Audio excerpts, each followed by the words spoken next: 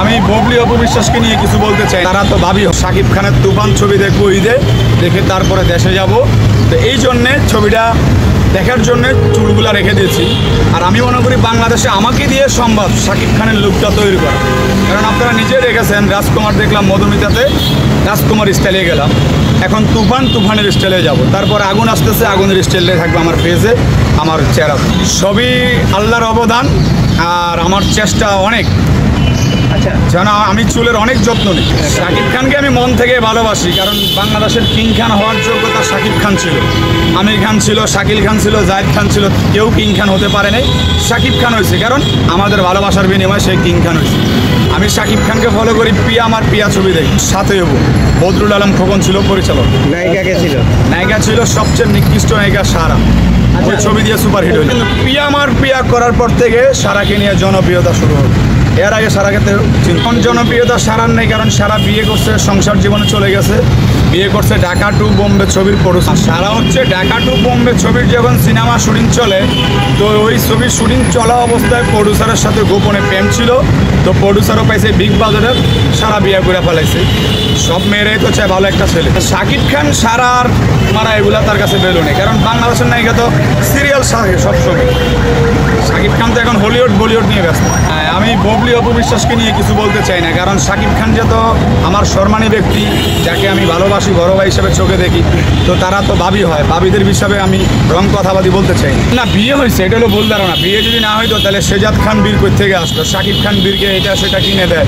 বিয়ে হয়েছে একদম অপু বিশ্বাসের সাথেও শাকিব খানের বিয়ে হয়েছে, নয়তো আফরান খান জয় তৈরি হইলো কবে হয়েছে সেটা তো আর আমি জানি না। বাট বিয়ে না হলে তো সংসারও হতো না। কি বৈধ কিংবা বাচ্চাটা কি বৈধ? আমি মনে করি বৈধ। যেহেতু সাকিব অপু অনেকগুলা সিনেমা করছে, সুপারহিট ছিল, তারা পার্সোনালভাবে দুজনকে ভালোবাসে। আর আমি একটা জিনিস যেটা জানলাম শুনলাম, মনের জ্বালা সিনেমা শুটিং যখন চলে আপনার কক্সবাজারে, তখন একটা বাংলোতে বিয়ে হয়।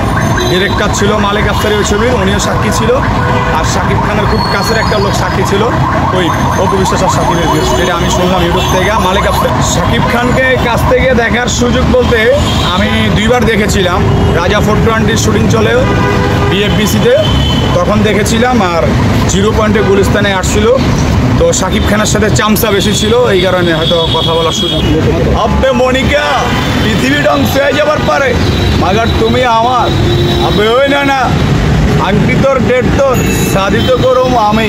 আচ্ছা ভাই, সম্রাটকে মারা ভাবা যায় কিন্তু চায় না। কারণ কি জানিস, সম্রাট ঘুমিয়ে থাকলো জেগে থাকলো। এটা হচ্ছে সম্রাট ছবিটা। সিনেমা করার যদি অফার আসে অবশ্যই আমি করবো না। কারণ কোনো ডিরেক্টর যদি আমাকে আদর করে ভালোবেসে সুযোগ দেয় আমি অবশ্যই করব, অত্যন্ত চেষ্টা করব। যদি সকাল 6টায় শিডিউল টাইম দেয় আমি ভোর 5টায় এসে আছি। নায়ক হিসাবে যোগ্যতা যা প্রয়োজন 6টা জিনিস, সেগুলো আমি বলবো না। 5টা জিনিসে আমার মাঝে আছে, শুধু একটা জিনিস নেই, সেটা হচ্ছে জিম করা। এগুলো ফুলাইতে হবে। তো যেদিকে পছন্দের জন্য ওর চেহারাটা খুব মায়াবী। অপু বিশ্বাস কেন নয়? অপু বিশ্বাস তো অনেক মোটা হয়ে গেছে, আর সে সিনিয়র হয় বলিউড হলিউডে, বাংলা ফিল্ম ইন্ডাস্ট্রিতে হয়নি, আমি দেখিনি। আর অপু বিশ্বাস একসময় চলছিল বাংলা ফিল্ম ইন্ডাস্ট্রিতে, তখন নোংরামিও ছিল। এখন বাংলা ফিল্ম ইন্ডাস্ট্রিতে জুনিয়র নায়িকা বা সিনিয়র নায়কের সাথে করতে চায় না, সিনিয়র নায়ক জুনিয়র নায়িকার সাথে করতে চায় না।